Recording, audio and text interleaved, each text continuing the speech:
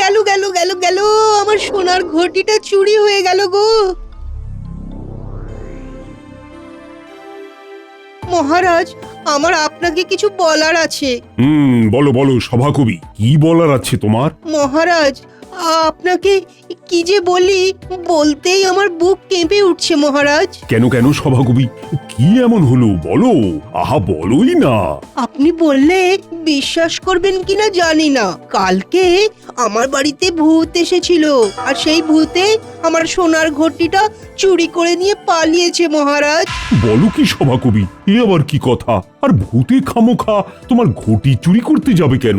আপনি বিশ্বাস করুন মহারাজ, আমি নিজের চোখে দেখেছি। অমন বড় বড় চোখ করে আমার দিকে তাকিয়ে ছুটে পালিয়ে গেল। উফ, বাবা বাবা, আমার ভাবলেই এখনো বুক কেঁপে কেঁপে উঠছে। কি জ্বালা, ভূতে সবাইকে ছেড়ে দিয়ে কেবল তোমার বাড়িতেই চুরি করতে গেল কেন বলো তো? তা আমি কি করে জানবো মহারাজ? ভূতের নিশ্চয়ই আমার সাথে আগের জন্মের কোনো শত্রুতা ছিল। তুমি যে কি আবোল তাবোল বলো না সভাকবি, নির্ঘাত ঘুমের ঘোরে ভুল দেখেছো মনে হয়। না মহারাজ, না, আমি নিজের চোখে দেখেছি। অমন মিশমিশে কালো ভূত দেখলে যে কেউ ঘুমিয়ে থাকলেও তার ঘুম ছুটে যাবে। হ্যাঁ। আচ্ছা আচ্ছা ঠিক আছে, আমায় কিছুদিন সময় দাও, আমি দেখছি এই ব্যাপারে আমি কি করতে পারি।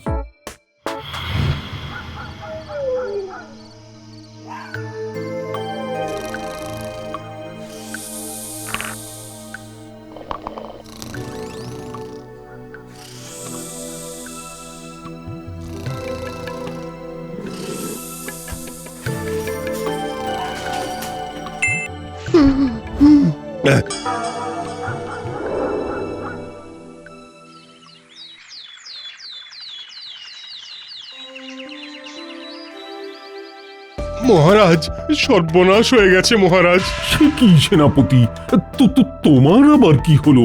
মহারাজ, ওই আগের দিন সভাকবির কথায় আমরা কেউ সেভাবে বিশ্বাস করিনি, কিন্তু কাল কাল আমার বাড়িতেও ভূতে চুরি করতে এসেছিল।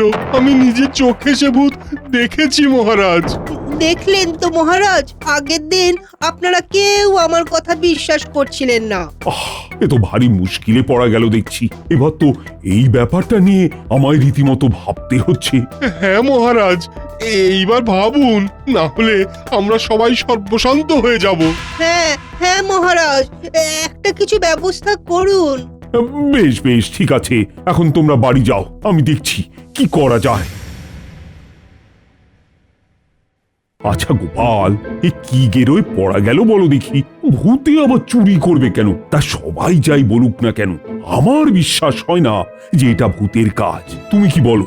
হ্যাঁ মহারাজ, সে তো বোঝাই যাচ্ছে যে এ নির্ঘাত কোনো মানুষের কাজ। তবে সবাই একে ভূত বলে ভুল করছে কেন, সেটাই খুঁজে বার করতে হবে মহারাজ। সেটাই তো তোমায় খুঁজে বার করতে হবে গোপাল। মহারাজ, আপনি একদম চিন্তা করবেন না, আমি দেখছি কি করা যায়। তার আগে বরং আপনি এক কাজ করুন। শোনো শোনো শোনো, সবাই মন দিয়ে শোনো। মহারাজ কৃষ্ণচন্দ্র জানিয়েছেন, কয়েকদিন ধরে কৃষ্ণনগর গ্রামে একজন চোর রাতের বেলা ভূত সেজে চুরি করছে। যে তাকে ধরিয়ে দিতে পারবে সে 100 স্বর্ণমোহর পুরস্কার পাবে। শোনো শোনো শোনো।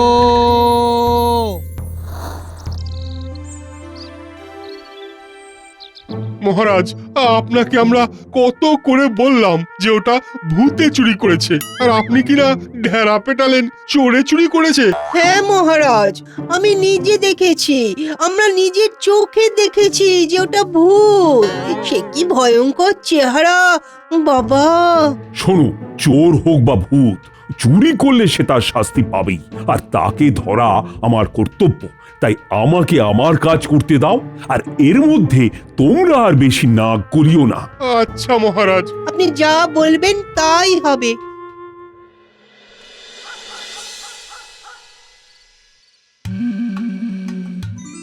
এইটা তো বোধ হয় সবচেয়ে দামি হবে। এইটারে আগে ভাগে থলিতে ঢোকাই বাবা।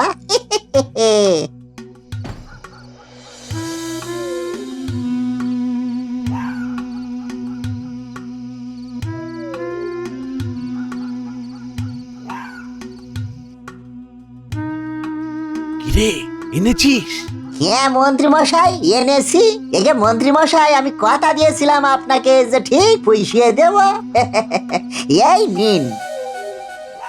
আরে বাস, দারুণ জিনিস এনেছিস তো। এই এটা কোত্থেকে পেলি রে? সে আপনার জানি কি হবে মন্ত্রী মশাই, আপনার কথা মতো কাজ তো করেই দিচ্ছি। ঠিক আছে ঠিক আছে ঠিক আছে, যা যা যা, ভাগ এখন যা। আর এবার থেকে ঠিকঠাক সময়ে আমার বকশিসগুলো যেন আসতে থাকে, হ্যাঁ মনে থাকে যেন। এগে মন্ত্রী মশাই, এলুম।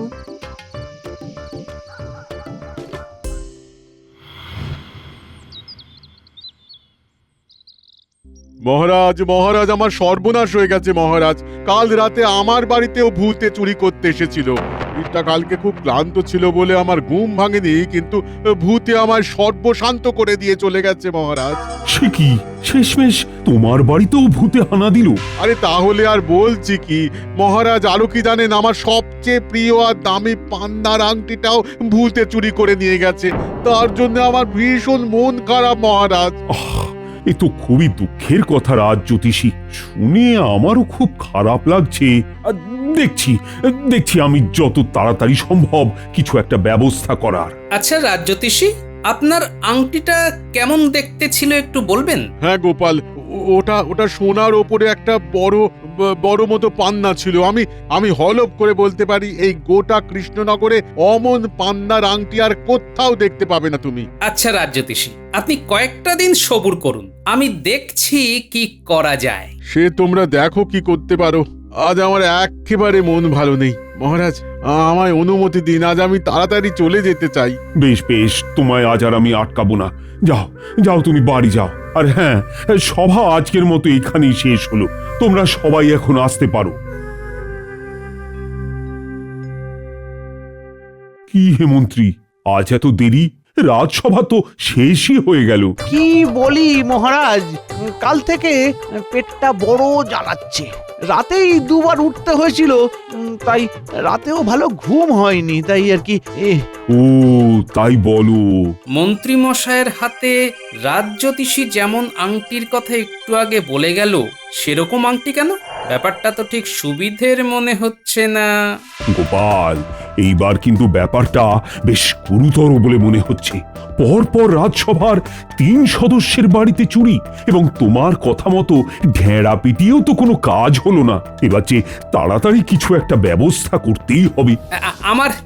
আমার একটা আর্জি আছে মহারাজ, এই ব্যাপারে আমি আপনার সাথে একটু আলাদা করে কথা বলতে চাই। হ্যাঁ, যত সব বাড়াবাড়ি, সব সময়ই ওনার আলাদা করে মহারাজের সাথে কথা বলতে হবে। শুধু এই নেব সেই নেব, এই ধান্দা।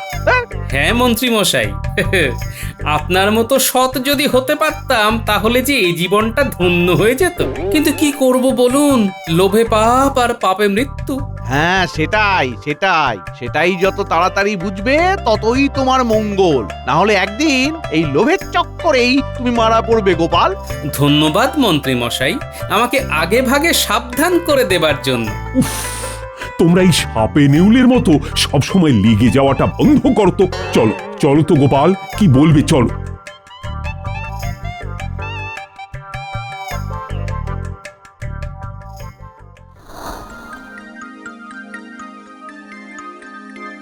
বুঝেছেন মহারাজ? আর হ্যাঁ, একদিন পরে এসে আমি আপনার কাছ থেকে একটা বড় কলার কাঁধি আর একটা বস্তা নিয়ে যাব। ওইটার ব্যবস্থা কিন্তু আপনাকেই করতে হবে। গোপাল, তুমি মাঝে মধ্যে এমন উদ্ভট কথাবার্তা বলো না, তার মানে আমি কিছুই বার করতে পারি না। কিন্তু এও সত্যি যে তোমার উপর ভরসা না করেও পারা যায় না। বেশ বেশ, তুমি যা বলবে তাই হবে। এখন আমি আসি মহারাজ।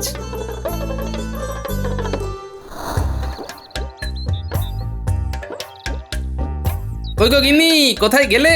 তাড়াতাড়ি খাবার দাও, ভীষণ জোরে খিদে পেয়ে গেছে গো। পেটে খাবার না পড়লে বুদ্ধিতে আর শান দেওয়া যাবে না, বুঝলে? তা কি এমন রাজকার্য করছো গো যে বুদ্ধিতে শান দিতে হবে? সেটাই তো খুঁজে বার করছি গিন্নি। আচ্ছা শোনো, আজ সন্ধেবেলা আমার একটা কাজে বেরোতে হবে, বুঝলে? এই বলো কি গো, তোমার কি কোনো ভয় ডর নেই নাকি?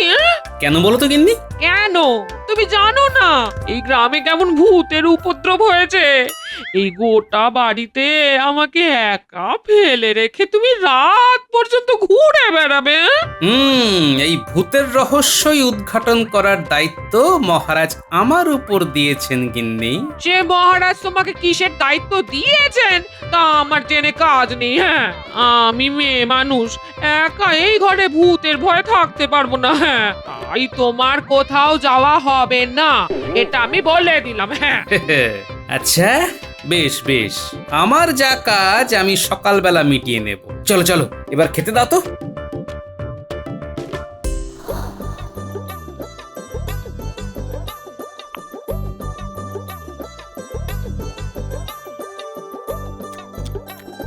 তিন চার দিন ধরে চুরিটা হচ্ছে, আর চুরিটা এমন সময় করা হচ্ছে যে সময় পূর্ণিমার চাঁদ ওঠেনি আর অমাবস্যার পরপর।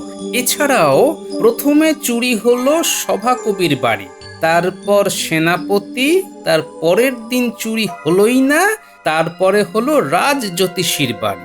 অর্থাৎ চোর বেটার রাজসভার লোকজনই প্রধান লক্ষ্য।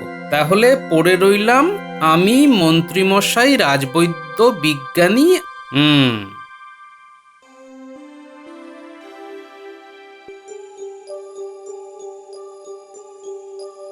দিন মহারাজ, সব তৈরি আছে তো? এই যে তুমি যেমন বলেছিলে তেমনি কলার কাঁথি কাটিয়ে রেখেছি। আর এই নাও একটা বস্তা।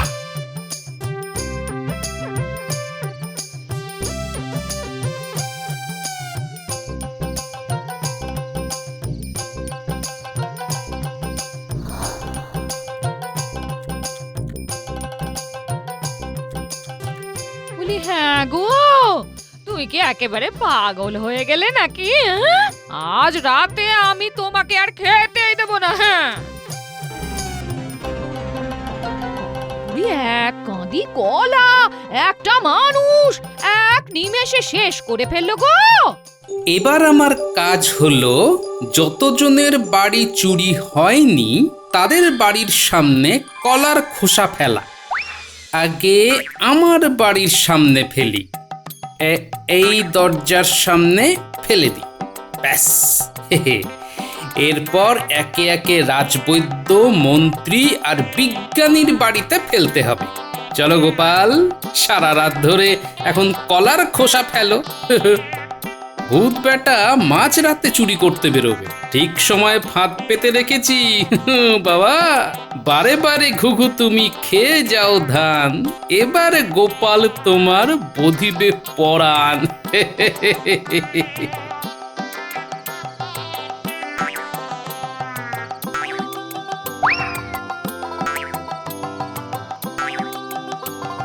সব শেষে মন্ত্রী মশাইয়ের ঘরের দোরগোড়ায় ফেলে আমার ছুটি।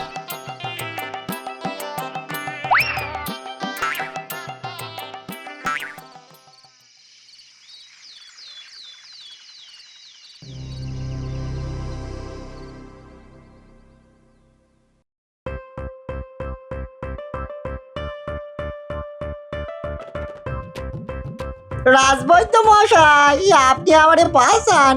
কেন রে, তোর আবার কি হলো? আসলে কাল রাতের বেলা সিঁড়ি থেকে পড়ে গিয়ে কোমরে ভীষণ চোট পেয়েছি।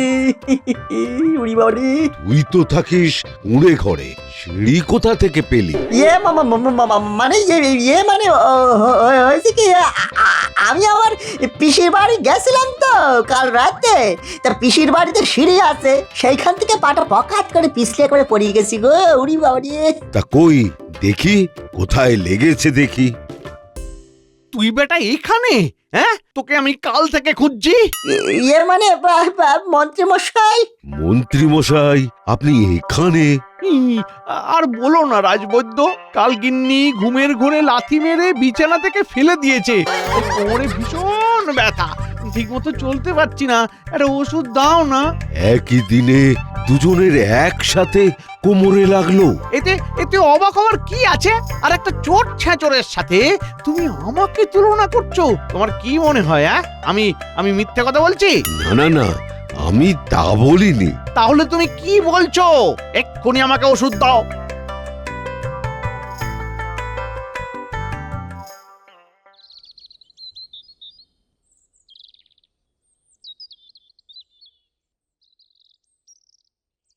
রাজবৈদ্য, রাজবৈদ্য, কোথায় গেলে কোথায়? এসো গোপাল, এসো এসো। তা তোমারও কি কোমরে ব্যথা? কেন বলুন তো, আমি তো বলিনি। আসলে আজ সকাল থেকে যতজনই আসছে সবারই কোমরে ব্যথা, তো তাই ভাবলাম তোমারও হয়তো। তার মানে যদিও আমি আপনার কাছে সেই খবরের খোঁজেই এসেছি। আচ্ছা, আজ সকালে আপনার কাছে কেউ কোমরের ব্যথা বা কোমর ভাঙা এই রকম জাতীয় কোনো রোগ নিয়ে এসেছে? একজন নয় গোপাল, দুজন। তোমায় তাহলে বলছি কি, মানে? আসলে গোপাল সকালে কেলে পচা আর মন্ত্রী দুজনেই কোমরের ব্যথা নিয়ে এসেছিল। কি বললেন? মন্ত্রী? আচ্ছা, বুঝে গেছি। অনেক ধন্যবাদ রাজবৈদ্য। কি বললে? কিছুই তো বুঝলাম না।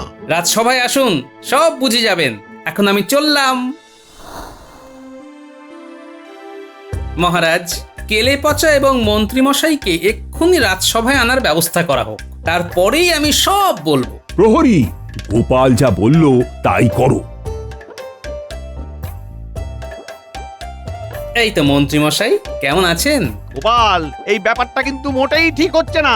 একে আমি আমার কোমরের ব্যথায় একেবারে নাজেহাল হয়ে পড়েছি, এইরকম অবস্থায় জরুরি তলব দিয়ে আমাকে রাজসভায় আনা হলো কেন বলো? আপনাকে বেশিক্ষণ ধৈর্য ধরিয়ে আমি রাখবো না মন্ত্রীমশাই।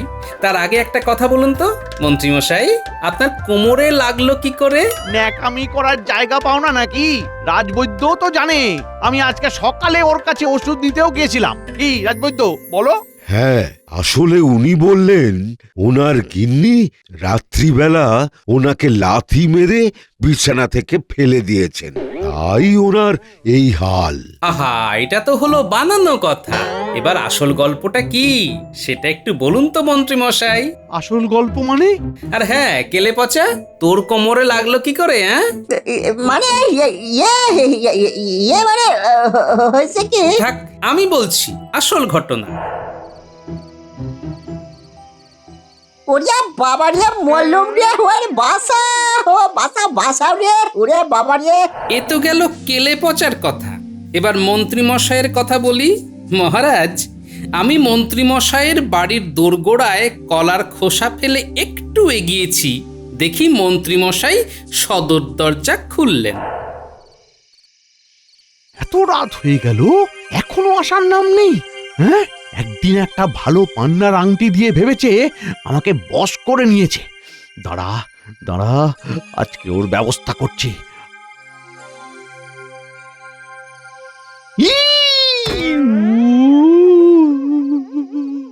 ওরে ওরে, কে আছিস? আমায় ধরে তোল তোল। ওরে বাবারি, কে বেটা এখানে কলার খোসা ফেলে রেখেছিস? ওরে বাবারি, উ আচ্ছা, তার মানে মন্ত্রীমশাই এই চুরির মধ্যে আছে। ভালোই হয়েছে, থাকুক পড়ে।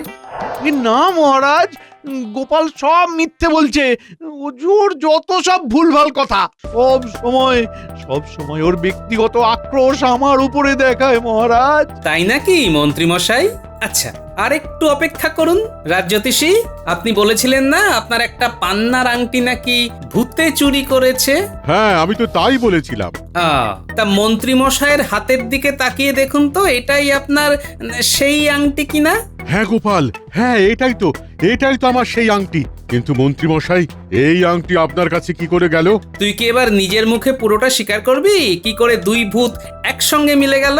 না আমি পেয়াদা ডাকিয়ে গারদে পুরে রামধলাই খাওয়াবো? হ্যাঁ, আমি বলতেছি, আমি সব বলতেছি। সেদিন রাত্রিবেলা আমি মন্ত্রী মশাইয়ের বাড়ি চুরি করতে গেছিলাম।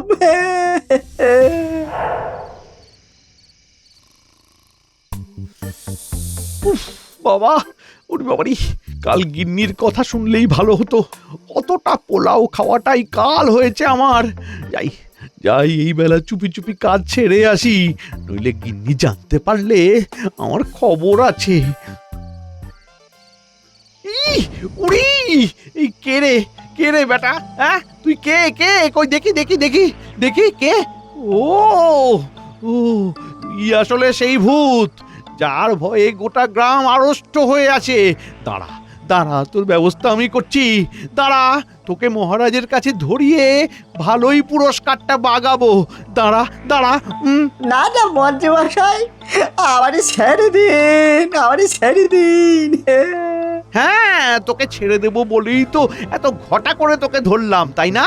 আর তাছাড়াও তোকে ছেড়ে দিয়ে আমার লাভ কি? লাভ আমার?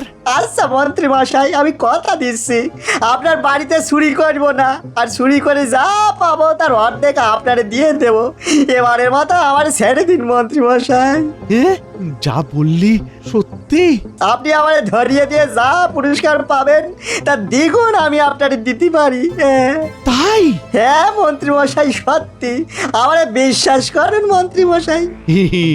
সে ঠিক আছে, সে ঠিক আছে, তোকে আমায় এখন বিশ্বাস করতেই হবে। একটা জিনিস মনে রাখিস, তোর বাড়ি কিন্তু আমি চিনি, তাই বেগরবাই করলেই তোর বাড়ির সব কটাকে গারদে পুড়বো। ঠিক আছে মন্ত্রী মশাই, তাই হবে। বেশ বেশ বেশ বেশ, ঠিক আছে ঠিক আছে, যা এখন যা। আর হ্যাঁ, ভুল করেও যেন আমার বাড়ির দিকে হাত না বাড়াস, মনে থাকে যেন। হ্যাঁ, মনে থাকবে? এবার নিশ্চয়ই আপনারা সমস্তটা বুঝলেন। আমি যাতে চোর ধরতে পারি তার জন্য রাজসভায় যাদের বাড়িতে চুরি হয়নি তাদের বাড়ির সামনে কলার খোসা ছড়িয়ে দিয়ে এসেছিলাম। ভেবেছিলাম তাতে চোর ধরা পড়বে। এদিকে মন্ত্রী মশাইয়ের হাতের আংটি দেখে আমার আগেই সন্দেহ হয়েছিল, কিন্তু মন্ত্রী আর ভূত এই সূত্রটা ঠিক মিলছিল না। এখানে তো দেখলাম এক ঢিলেই দুই পাখি মারা হয়ে গেল। চোরও ধরা পড়লো, আর চোরের উপর বাটপারি করা বাটপারও ধরা পড়লো।